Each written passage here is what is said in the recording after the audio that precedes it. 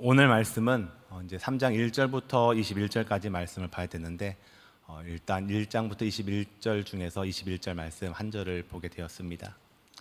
그런데 오늘 말씀은 가장 슬프고도 가장 가슴 아픈 이야기인 죄에 대하여서 말씀하고 계십니다.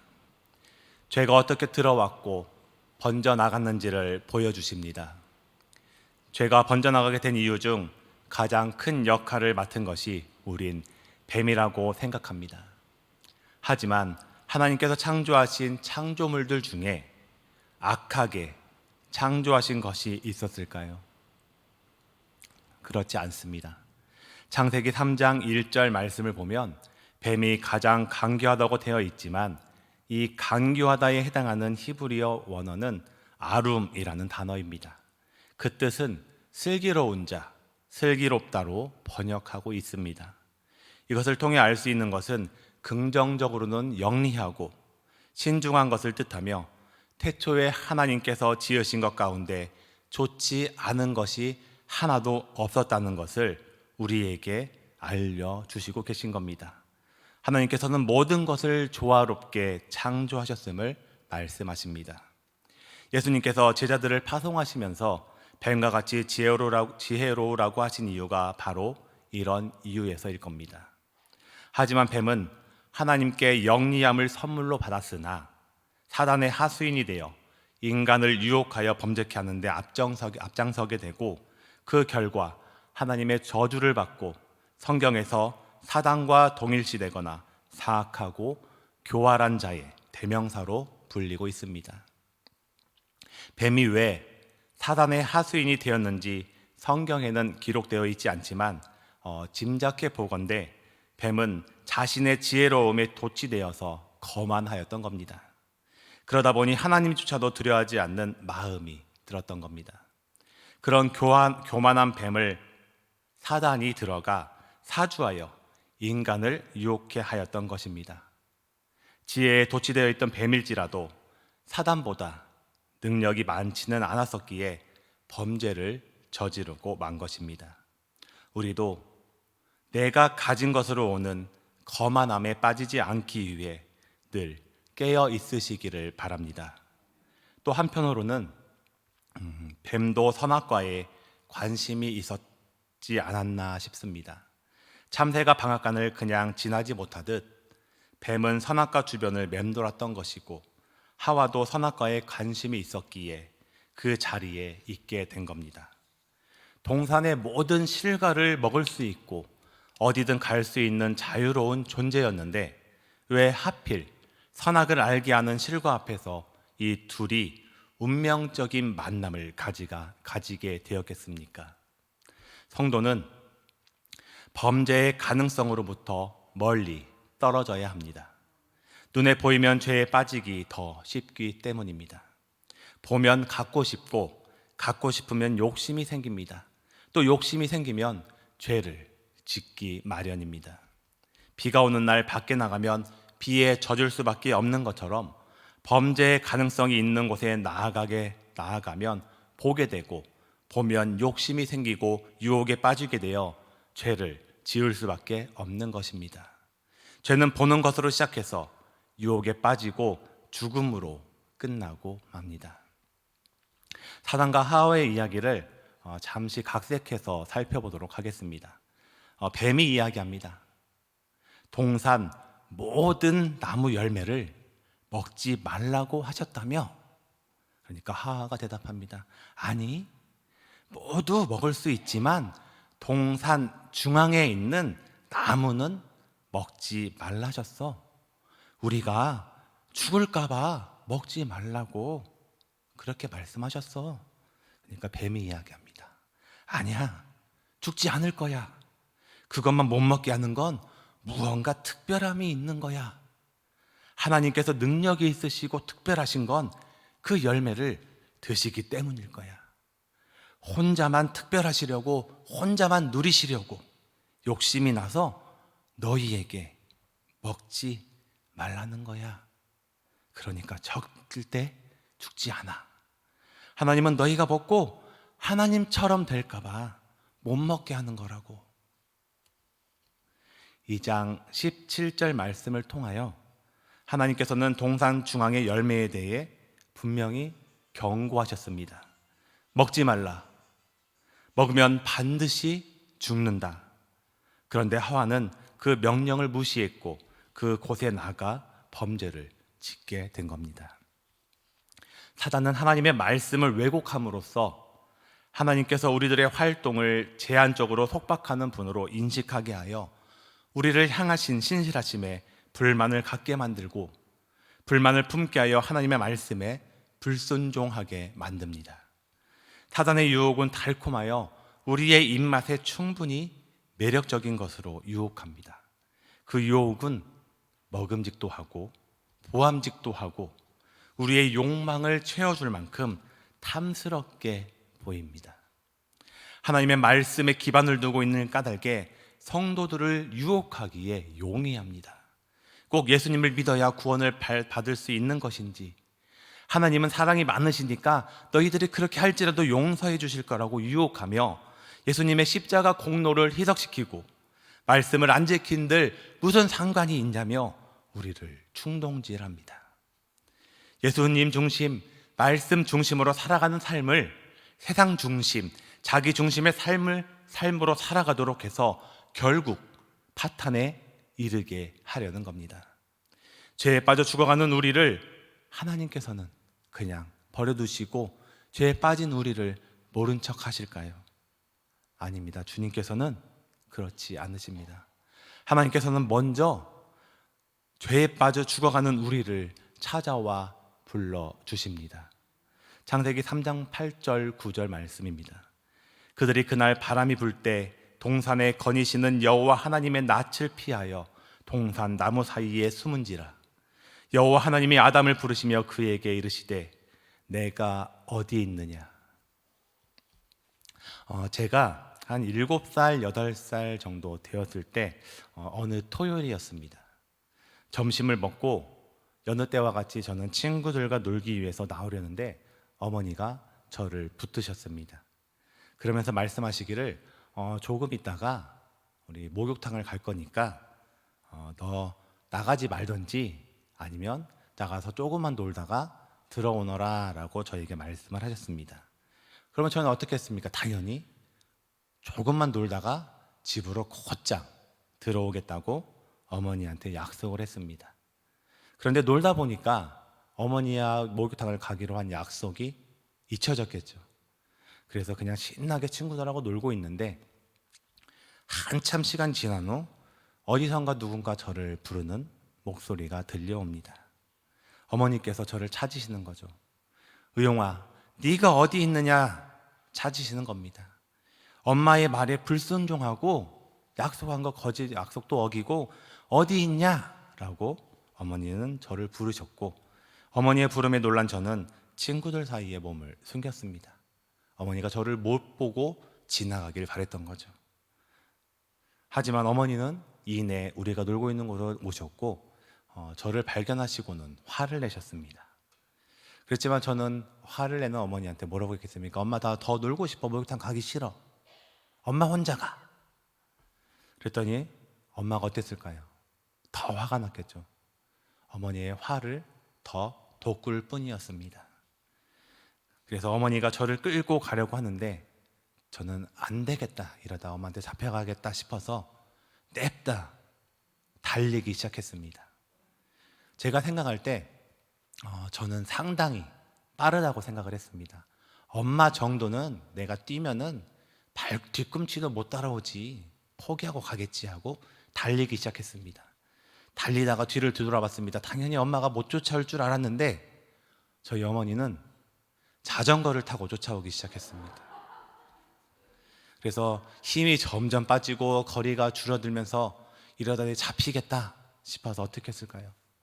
그때는 자전거가 모지 못하는 계단을 통해 도망가면 엄마가 못 쫓아오겠지 하고 계단으로 오르기 시작했습니다.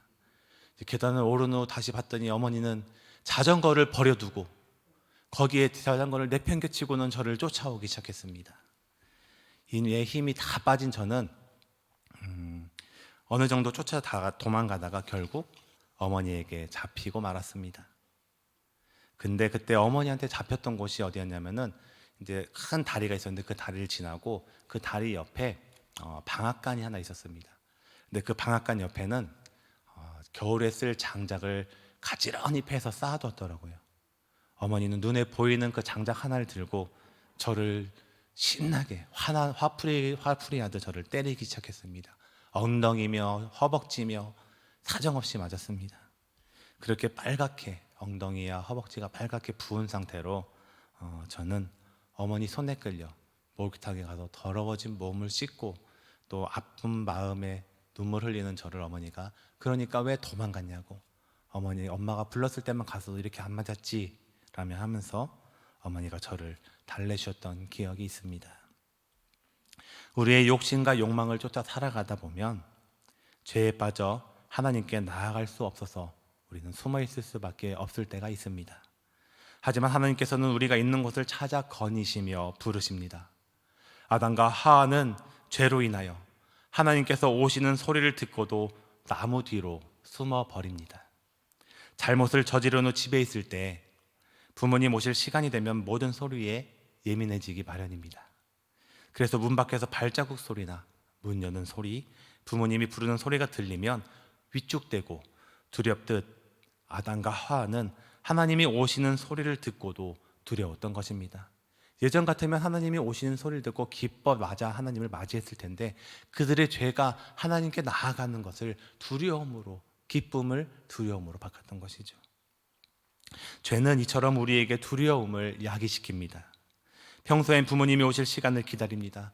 돌아오실 시간이 되었는데 늦으시면 왜 늦으시는 건지, 혹 오늘은 무엇을 사가지고 오시진 않을까 기대하며 부모님을 기다리는데, 죄는 두려움이 생기게 하고 하나님과의 관계를 단절시킵니다. 하지만 그때 하나님께서는 우리를 찾아오십니다. 그리고 말씀하십니다. 아담아, 하와야, 너희가 어디 있느냐 물으십니다. 여기서 너희가 어디 있느냐는 질문은 그의 실존에 대한 질문입니다. 아담아, 너의 모습을 보아라. 내가 죄를 지은 결과가 어떠하냐? 내 말에 불순종하고 선악과를 먹고 보니 어떠냐? 내 품 안에 있지 않고 품을 떠나 어디 있느냐는 주님의 찾으심에 대한 우리에 대한 물으심입니다. 하나님께서는 이런 죄인을 찾아 부르십니다.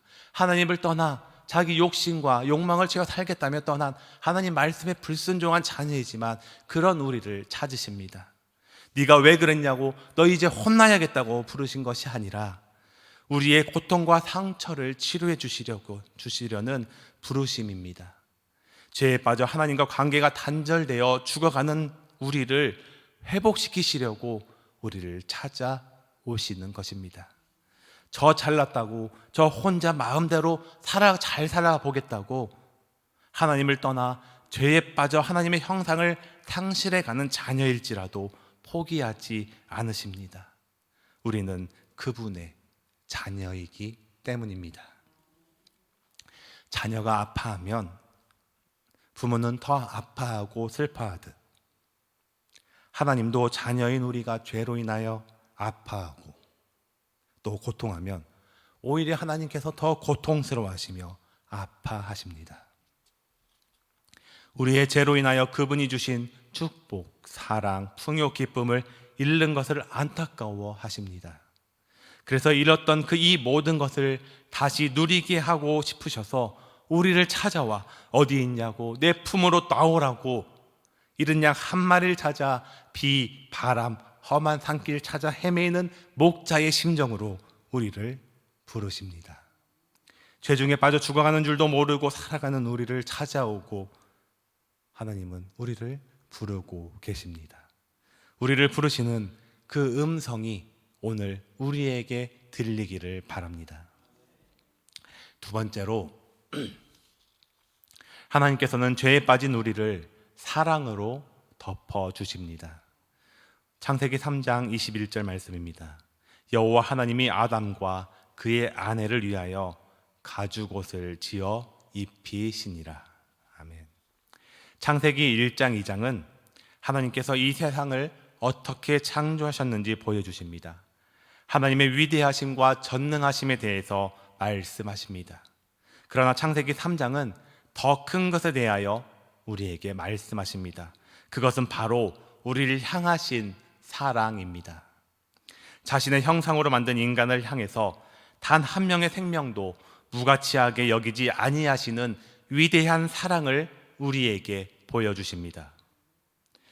지은 죄에 대해서 분명히 심판은 있겠지만 죄지은 인간을 파멸로 이끌지 아니하고 다시 하나님의 품으로 안아주시는 위대한 사랑의 말씀이 3장 말씀입니다. 아담과 하와가 만들어 입은 옷은 잠시면 말라 없어질 그런 옷이었습니다. 치부를 가리는 정도의 옷이지만 하나님께서 입히신 가죽옷은 몸을 보호할 수 있는 앞으로 살아가는 데 필요한 옷이었습니다. 또 21절에 지어 입히시다에서 지어의 원어는 아사라는 말입니다. 근데 이 아사라는 말이 앞에 1장에서 나오는데 언제 나오냐면은 하나님께서 천지창조 사역에서 만드시다라는 말로 쓰인 언어가 바로 이 아사입니다. 하나님께서 천지창조하신 것과 지금 가죽옷을 만드신 일은 하나님에게 있어서 큰 일이었고 중요한 일이었음을, 그만큼 위대한 일이었음을 우리에게 말씀하고 계신 겁니다. 하지만 인간의 수치와 몸을 보호하기 위해 가죽옷을 만들 때는 아무런 죄가 없는 짐승의 희생이 요구되었습니다. 천지창조 후 최초의 죽음이 죄지은 인간으로 인하여 찾아오게 된 것입니다. 천지창조 후 최초의 죽음이 이렇게 인간으로 찾아오게 된 후 하나님께서는 의의 옷을 만들기 위해 주님께서는 죄가 없음에도 불구하고 친히 의의 가죽옷이 되어 주셨습니다. 십자가에서 죽임을 당하신 어린 양 되신 우리 주 예수 그리스도를 통하여 위대한 사랑이 나타났습니다. 채찍에 찢기시며 가시 면류관을 쓰시고 옆구리에 창을 찔리시며 손발에 못 박히셔 흘리신 그 희생으로 인하여 우리에게 의의 옷을 입혀 주신 겁니다. 이사야 53장 5장에서 5절 6절 말씀을 보면 그가 찔림은 우리의 허물 때문이요 그가 상함은 우리의 죄악 때문이라. 그가 징계를 받음으로 우리는 평화를 누리고 그가 채찍에 맞음으로 우리는 나음을 받았도다. 우리는 다 양 같아서 그릇 행하여 각기 제 길로 갔거늘 여호와께서는 우리 모두의 죄악을 그에게 담당시키셨도다 라고 말씀하십니다. 십자가 위에서 우리 모든 죄악을 품고 보혈로 우리의 허물을 덮으신 예수 그리스도의 사랑, 우리의 모든 고통과 슬픔과 아픔을 해결하시고 하나님의 형상을 회복시키려 고통, 순환, 멸시를 주님이 받으시며 우리를 덮으신 그 사랑, 주님은 지금도 우리 때문에 못자국난 그 피 묻은 손으로 그 사랑으로 우리를 덮으십니다. 세 번째, 하나님께서는 죄에 빠진 우리를 지금도 용서하십니다. 창세기 3장 15절 말씀입니다. 내가 너로 여자와 원수가 되게 하고 내 후손도 여자의 후손과 원수가 되게 하리니 여자의 후손은 내 머리를 상하게 할 것이요 너는 그의 발꿈치를 상하게 할 것이라 하시고. 아멘. 15절 말씀은 우리를 구원하시겠다는 하나님의 약속입니다. 여자의 후손에 대한 언약을 주시며 구원의 소망을 품게 하셨습니다. 여자의 후손은 예수 그리스도이십니다. 하나님께서는 우리를 죄악에 매이게 하는 이 사단의 세력을 여자의 후손 예수님을 통하여 그 머리를 상하게 하여 쓰러뜨리시고 우리를 구원하시겠다는 말씀입니다. 죄악에 빠져 하나님의 말씀에 도전하고 하나님과 같이 되려 했던 오만방자한 우리를 구원하시겠다는 언약의 말씀은 우리를 용서하시겠다는 하나님의 사랑입니다. 탕자 이야기를 다 잘 알고 계실 겁니다. 탕자는 아버지 입장에서 보면 불효막심한 자녀였습니다. 그 당시 유산을 상속받는다는 것은 아버지가 돌아가셨다는 것을 의미합니다. 아버지가 부모님이 돌아가셔야만 상속이 상속을 할 수 있는 그런 조건이었습니다. 그 당시 그런데 시퍼렇게 눈을 뜨고 있는 아버지에게 유산을 미리 상속해 달라는 것은 나에게 아버지는 죽은 사람입니다라는 의미로 볼 수 있으며, 이제 아버지는 저에게 없는 사람으로 여기며 살아갈 것이니 아버지도 나 없는 셈 치고 사세요. 저는 돈만 있으면 됩니다라는 말과 같은 겁니다.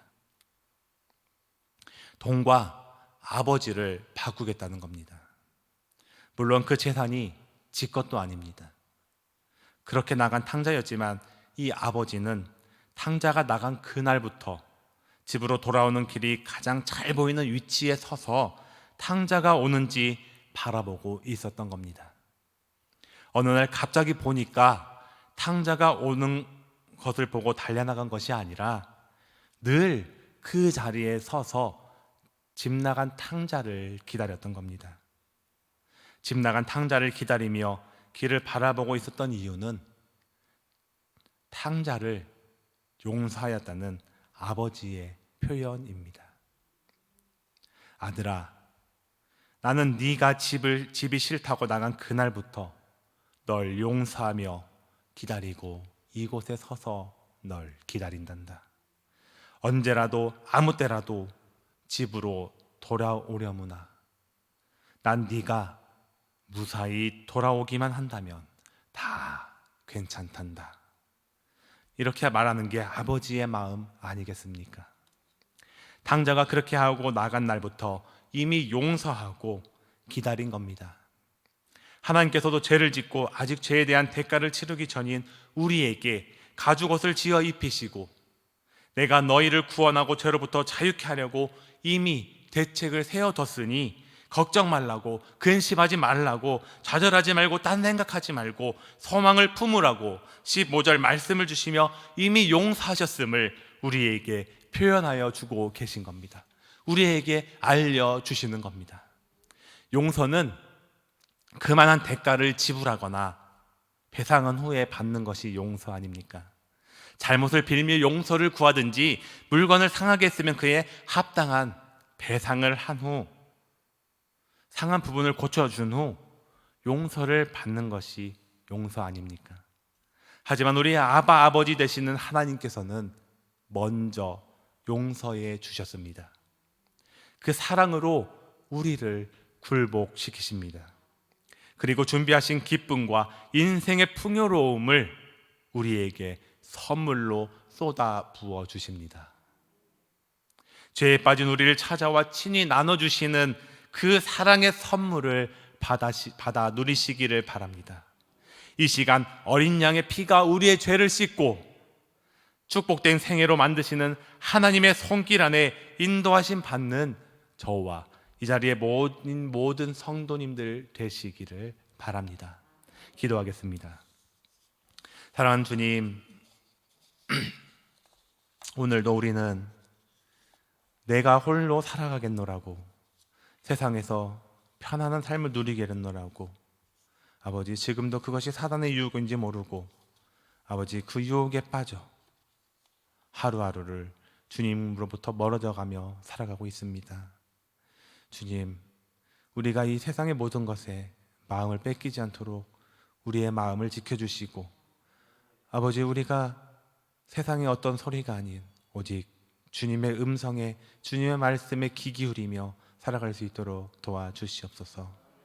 언제나 우리를 사랑으로 인도하시고 또 우리를 사랑으로 덧입혀 주시는 그 사랑 안에서 우리가 풍요로움을 누리며 살아갈 수 있도록 주님 인도하여 주시옵소서. 언제나 주님께서 우리를 의의 길로 사랑으로 덧입혀 주실 것을 믿으며 예수님 이름으로 기도드리옵나이다. 아멘.